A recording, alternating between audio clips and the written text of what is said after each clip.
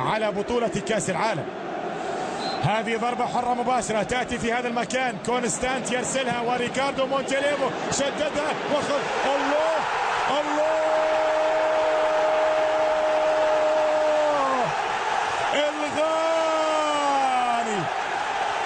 الغاني يغني الليلة لميلان. الغاني ياتي بأجمل الأغاني لميلان، وبالتالي يعود ميلان الكبير في الليلة الكبيرة أمام الكبير.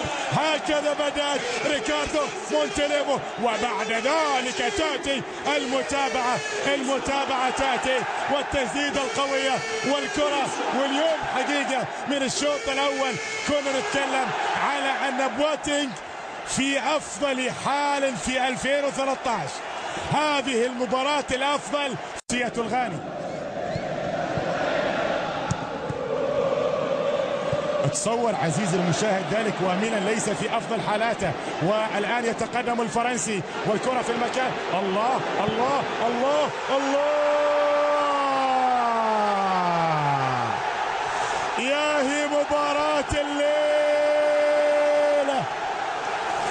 ميلان الليلة غير، والطليان الليلة غير، وهدف ثاني أيضا غاني، هدف ثاني لميلان أيضا غاني. هذه ليلة غنى فيها اللاعب الغاني أولا بواتينج، والله الله على لمسة الشعراوي، وبعد ذلك لمسة الغاني علي سليماني مونتاري يأتي بالهدف الثاني.